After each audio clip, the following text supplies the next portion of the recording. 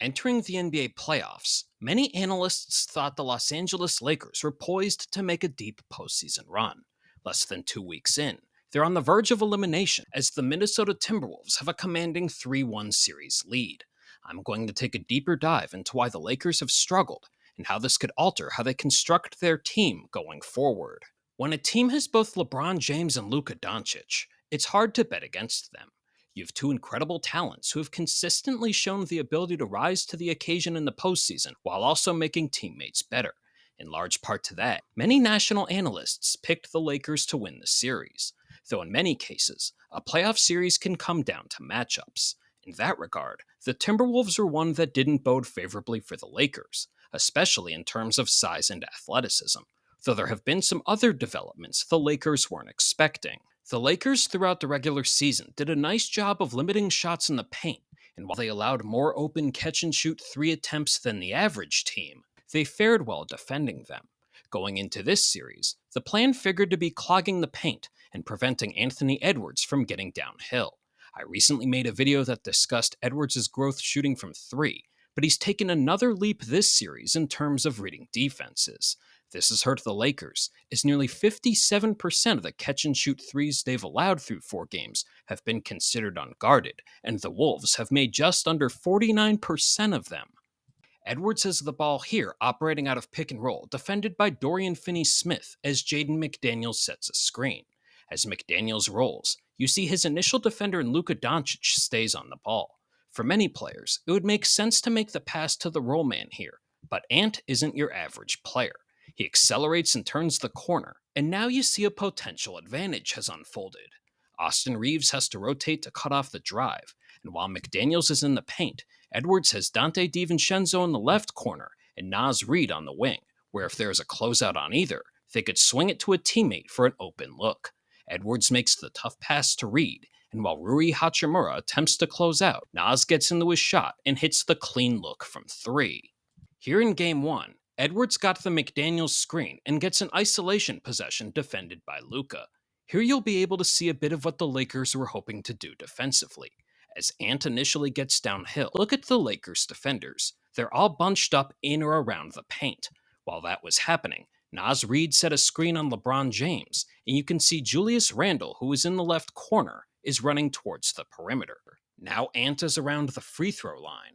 And look at the Lakers' defense as he's in the middle of his spin. Jared Vanderbilt is there helping Luka, and all 5 defenders have eyes on him. After the spin that looks like he's going into a jump shot, Edwards dishes it out to Randle, who relocated. Julius isn't known for his three-point shooting, so this is an open three the Lakers might have lived with, but Randle makes them pay and hits the shot. That's another wrinkle we sometimes see in the playoffs. While Randle attempting threes are possessions the Lakers would have been content with given his career averages, he shot over 45% from deep over the first 4 games of this series. When making the trade for Luka Doncic, the Lakers had to give up Anthony Davis, who is one of the best big men of his era on both ends of the floor. This also left them without size after their attempt to trade for a center and Mark Williams fell through. As a result, the Lakers started Jackson Hayes at center the rest of the season.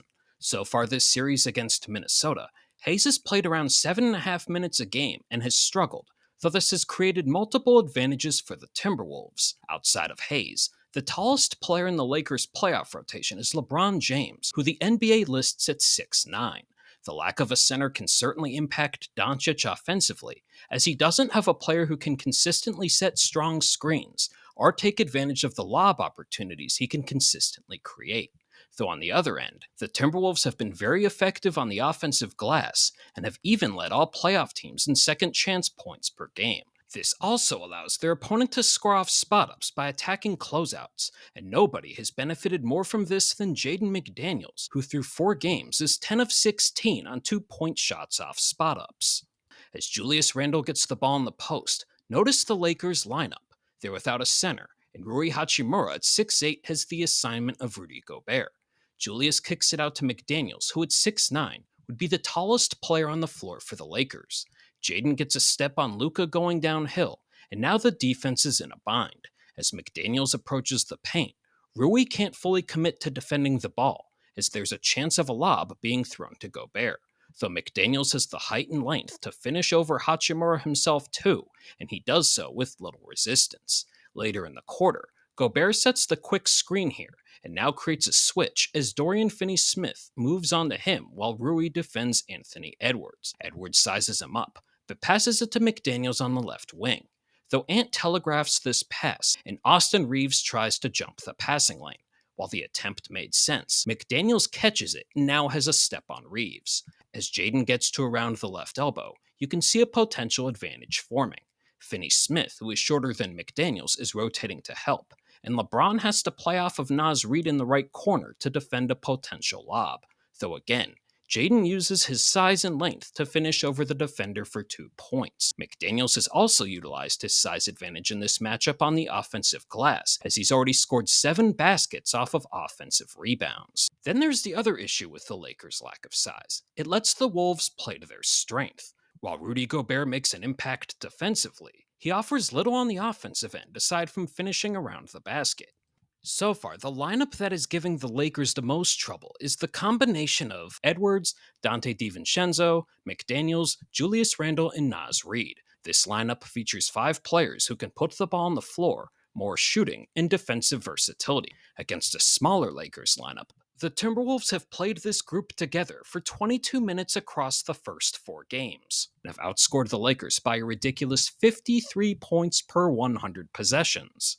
The Wolves have this lineup in here, as Doncic has the ball, and Rui prepares to set a screen on McDaniels near half court, though Jaden works through it before ultimately switching. This results in Doncic getting an isolation possession against Naz Reid. Gobert is better than given credit for in these situations, but Naz does offer a bit more movement ability here. Luka gets downhill, and Reid stays on his hip, but as Luka starts to step back and get into his signature shot, notice that Naz didn't leave his feet, but already is right there with a hand up and is ready to contest. It makes for a tougher attempt, and results in a miss. So what have we learned through this series so far? The Lakers can technically come back, but it seems unlikely given all the advantages the Timberwolves have here. They have more size, athleticism, better perimeter defense, and shooting, just to name a few things. It also shows that we as a whole might overestimate stars with lesser supporting casts compared to a team with more depth. This is something I plan on getting into further at a later date. Though this series also gives the Lakers a better idea of what they need going forward, as it's apparent they need to emphasize adding more size, shooting, and athleticism, whether that's maximizing the window of LeBron and Doncic playing together or beyond. If you made it this far, thank you, and if you enjoyed the video, make sure to like and subscribe to stay up to date on my in-depth analysis throughout the 2025 NBA playoffs.